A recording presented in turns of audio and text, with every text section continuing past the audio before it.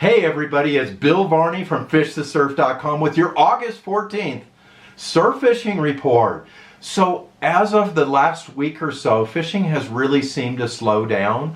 I think a lot of that has to do with really a couple of factors. One is that, kids are going back to school now. A lot of vacations are over. We usually have people lose a little bit of interest as the summer goes on. But I think more importantly than that, we've had this really strong, not swell strong so much as a current from the south created by these swells that came out of the South Pacific last week that made fishing in places like San Diego, Orange County, really all the way up into the South Bay tough at times because the current was so strong. And the reason the current is so strong is although the surf wasn't that giant, it was, chest high, head high type of surf. And sometimes this time of year we'll see double overhead surf, some really big waves coming out of Mexico. We're seeing really none of that or very little of that out of Mexico. And these swells we're getting are coming from really off of New Zealand and Australia. So they're traveling about 4,000 miles to get up to California. And because they go over that long distance, they kind of lose some of their size.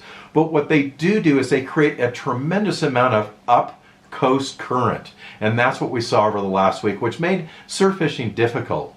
So let's start up in Santa Barbara, where surf fishing once again was a bit slower than usual. One thing up in Santa Barbara was perch fishing was absolutely fantastic on those palm-sized perch. And we really saw a lot of that, I would say, really over the last week from Santa Barbara all the way down to the Mexican border. I would really even guess all the way from Eureka to the Mexican border had some tremendously good red-tailed and barred surf perch fishing. So that continues, and that's good news as it filled in for the slower fishing otherwise. As far as Corbina were concerned up in the Santa Barbara area, very few were seen over the last week. And as far as the reporting was concerned, I didn't find anybody who was really catching any Corbina up there. I think this is just a short-term thing happening, and they should fill in really over the next couple of weeks because this late summer, early fall, so this late August, September, beginning into October period tends to be very, very good for Corbina fishing up there. As a matter of fact, a couple of years ago, I caught a Corbina at Halama Beach, way up by Vandenberg Air Force Base on October 10th. So they usually are filling in this time. Right now, some of the best places to look for them and for perch would be along the beach in Carpinteria State Beach, that area, and then also up around East Beach where fishing has been really good for perch up there in the last week or so.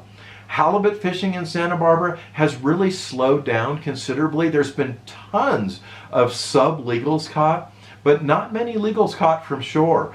Anglers going out on paddle boards, kayaks, and boats have had some really good luck with halibut fishing in around that 40 to maybe 60 foot deep range out there has been good, but inshore there has not been a lot of legals. And I think the reason for that is, these small pancake halibut, they come in, they love to feed on sand crabs and worms and clams and things like that until they get bigger. But once they get big, they certainly want squid and fin baits. So I think we're finding most of those out around, like I said, over that 40 foot deep area for now. And then what will happen is in about a month and a half, they'll begin their spawn, they're foraging for winter. They'll come in one more time close to shore, the bigger ones, before they go out in that deeper water for winter.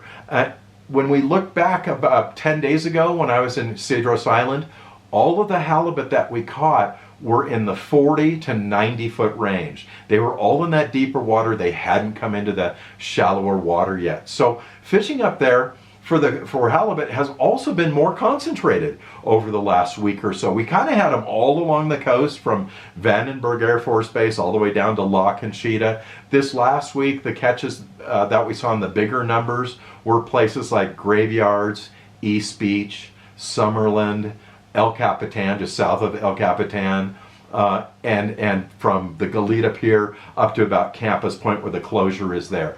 Those areas were all producing these small fish. So it's a good sign to see them there. That means that there's definitely halibut in the area, but I just think the bigger ones are offshore, and it doesn't matter if you're in Santa Barbara or San Diego. That's probably what's going on for right now. And then as far as the white sea bass are concerned, really a no-show last week up in Santa Barbara. Didn't really hear much news about the white sea bass whatsoever. So they may also be offshore where the squid is or the fin baits are, and they're feeding before they come closer to shore. Remember, our grunion runs are primarily over. We've got one coming up this weekend, but other than that, there's not a lot of grunion in the surf, so there's not a lot of interest in these bigger fish coming in there to feed for now. Santa Barbara still remains good and will get better, I'm almost sure of it, over the next month. As we make our way down to Ventura, Ventura was slow again this week. We had a report today of a nice striper caught on stripped smelt in the surf today down in Ventura. So that's good news. But other than that, it was very quiet on the Corbina front. I saw only a couple caught this last week there in Ventura. I know those anglers are using flies, which are sand crab imitations and sand crabs themselves.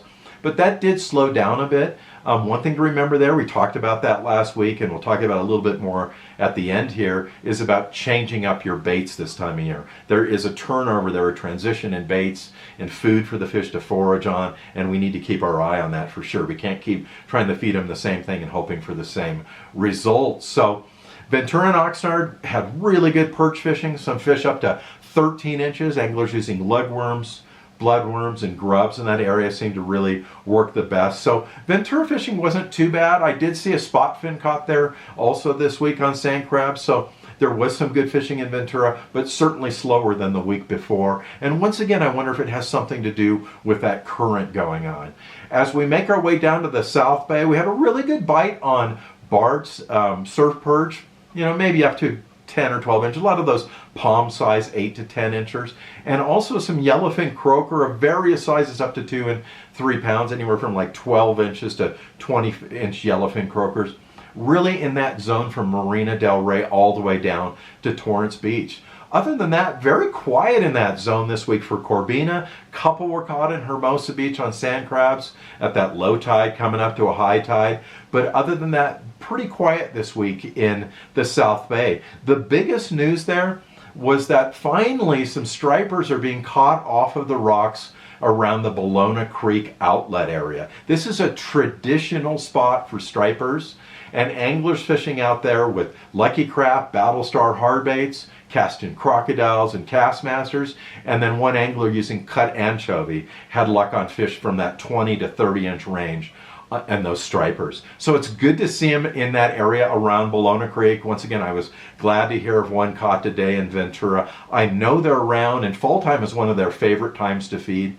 For sure they'll be out in numbers, especially in those areas, and anywhere where you have an outlet going into the ocean of fresh water or estuary water or harbor. They're usually in those areas. We're going to see that coming up this upcoming weekend at these astronomical high tides, with hopefully some more grunion in the water. We're going to see some more striper all up and down the coast. And this is their time of year. They love the fall. That's when they come in and once again forage and get ready for the spawn. So the South Bay, although a bit slower this week, I think now that that swell has been mitigated, today the surf was really small in Santa Monica, Del Rey in that zone, and then kind of in the middle there, Hermosa, Manhattan, there's still a little bit of a swell coming in from the south mixed in with a little bit of a northwest. That's going to really settle down this weekend and provide for some really good Corbina fishing, I would bet, once it calms down there in the South Bay. So that's looking on the upside, and hopefully it will get a little bit better over the next couple of days.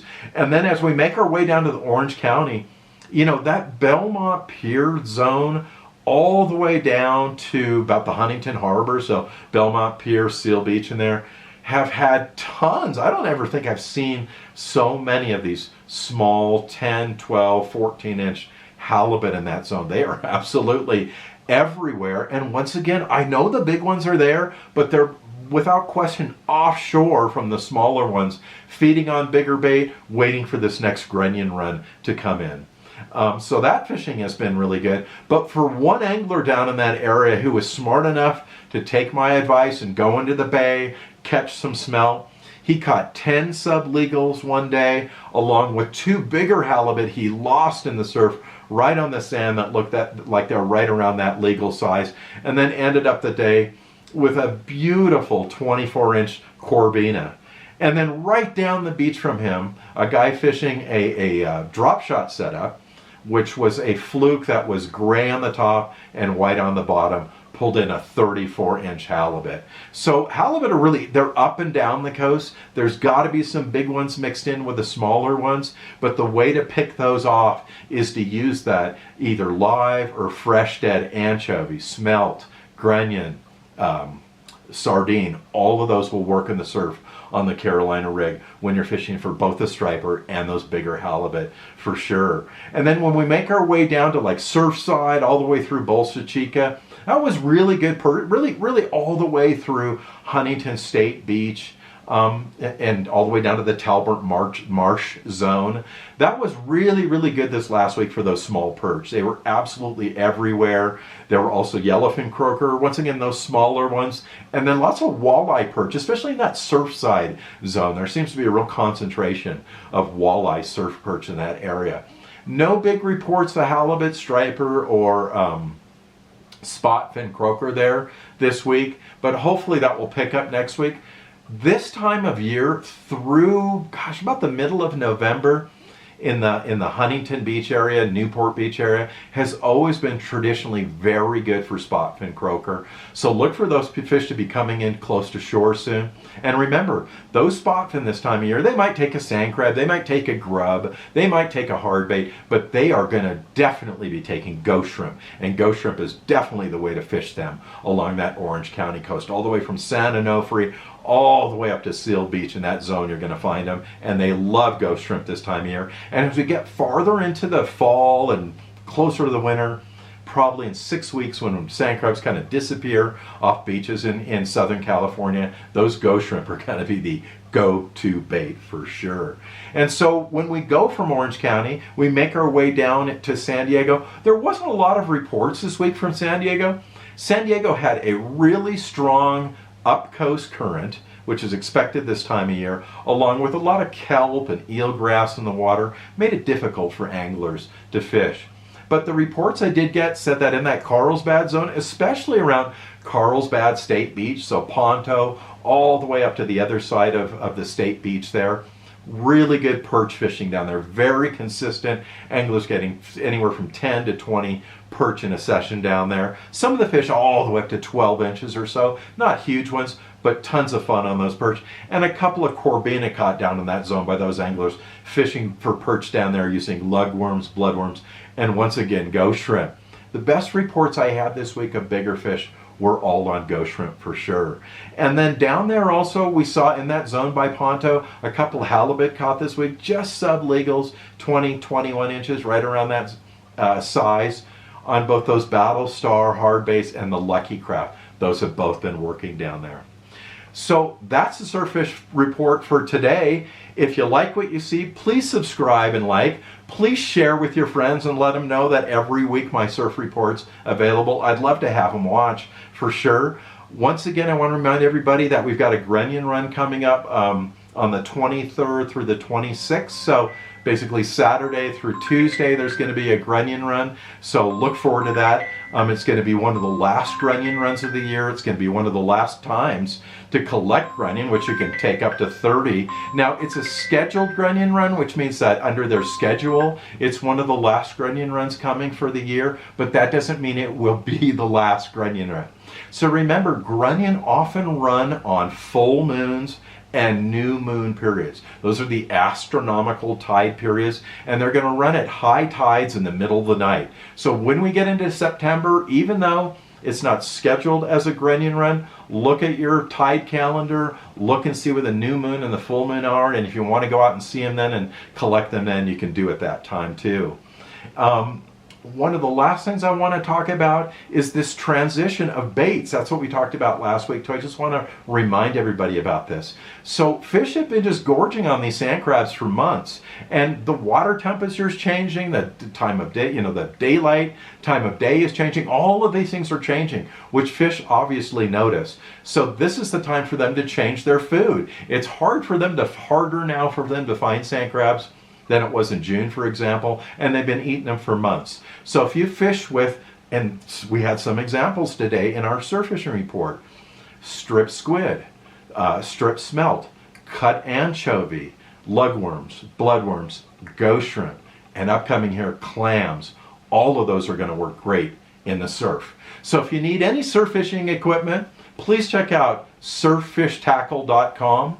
And if you have any questions, send me an email, and please continue to send your surf fishing reports. I really appreciate them. I need coverage all along the coast, especially in Malibu, as we talked about before. So if you've got a surf fishing report, whether it's good or bad, let me know. It really helps us know what's going on. So thank you so much for watching today.